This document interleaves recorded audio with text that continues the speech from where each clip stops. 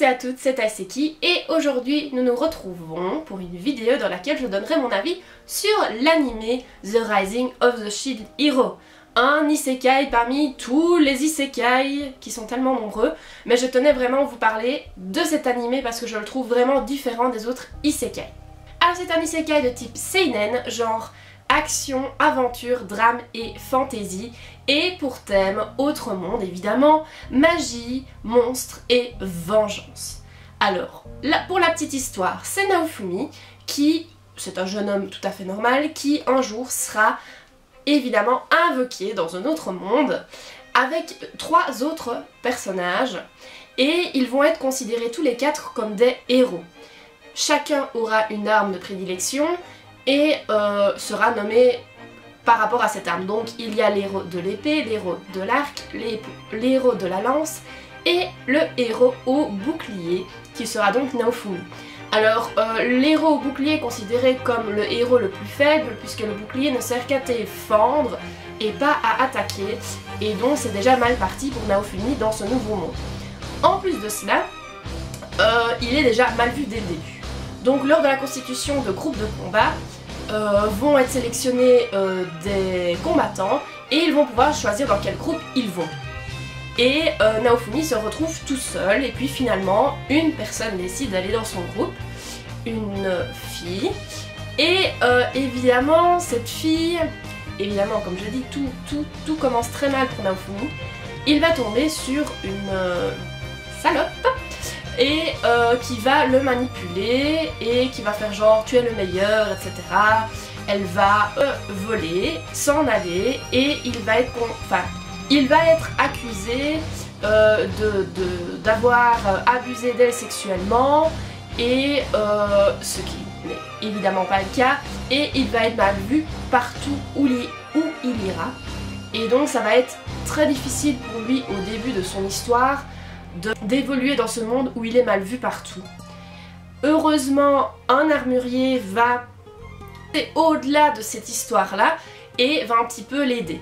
Ensuite, il va partir s'entraîner et rencontrer plusieurs personnages qui vont constituer son groupe et il va pouvoir évoluer dans ce monde et il va essayer de se venger et que sa réputation devienne bien meilleure qu'avant. Alors ce que j'ai particulièrement aimé dans cet isekai, c'est que ça commence de manière très sombre. Souvent les isekai, oh on apparaît dans le monde, tout va bien, on se fait des copains, on se combat et voilà. Souvent on est surpuissant, comme dans Overlord, on apparaît, on est le meilleur et tout va bien. Soit, pareil dans moi quand je me réincarne dans Slime, il est assez fort et tout se passe plutôt bien, il n'y a rien de négatif qui apparaît dès le début. Tandis qu'ici ça commence de manière très sombre, il est seul, il a envie de vengeance et pourtant ça se termine bien entre guillemets, puisque ici la saison 1 vient de se terminer, et enfin vient de se terminer façon de parler, il y a quand même un mois, mais j'espère évidemment une saison 2 pour savoir la suite puisque la fin est ouverte. Alors pourquoi j'ai bien aimé aussi, c'est on voit les personnages s'entraîner. Souvent dans les isekai ils sont déjà forts ou ils n'ont pas besoin d'entraînement et donc on ne voit pas cette phase où ils évoluent progressivement ensemble en équipe puisqu'il ne sera plus seul. Ce que j'ai bien aimé aussi évidemment c'est la critique de la société, la critique envers les autres héros. Les autres héros prennent la grosse tête, pensent qu'ils sont les meilleurs. Le héros à la lance se fait manipuler évidemment par la même fille qui a manipulé notre cher Naofumi et évidemment il a pris la grosse tête, il a toutes les filles autour de lui, il drague tout ce qui bouge, donc voilà, j'ai bien aimé cette critique de ce personnage là.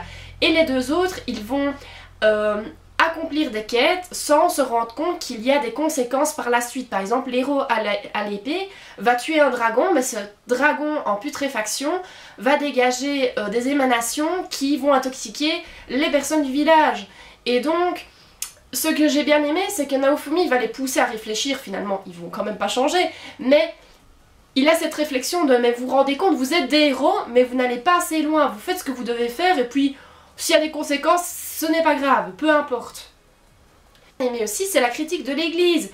Il y a certaines personnes qui suivent l'église et suivent tout ce qu'ils disent et appliquent tous les préceptes alors qu'il faudrait peut-être réfléchir sur ce qu'ils font, sur ce qu'ils pensent et ce qu'ils divulguent comme information. C'était l'église évidemment de l'héros à l'épée, de l'arc et de la lance et contre l'héros au bouclier. Au final, il est pas si méchant que ça et il a défendu quand même pas mal de gens.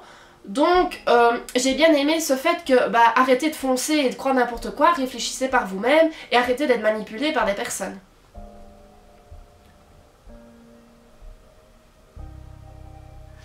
Alors, il y a deux personnages que j'ai adorés. Franchement, au niveau du look, au niveau de la classe et du personnage, je pense que tout le monde a flashé sur ce personnage. Évidemment, c'est la reine de l'histoire, qui, franchement, elle est trop bien, j'adore ça. J'adore la classe qu'elle a, son look, et alors, ce côté, elle est un peu comme sa fille. Et donc franchement j'ai bien aimé et j'ai aussi aimé la reine des Filorio, Fitoria, qui est vraiment trop belle et qui pousse Naofumi à réfléchir et à essayer de s'entendre avec les autres. Ça j'ai un peu moins aimé, c'est lui qui se fait attaquer constamment et c'est lui qui devrait aller vers les autres et leur pardonner. Donc il a suivi la voie de la vengeance, c'est peut-être pas l'idéal non plus.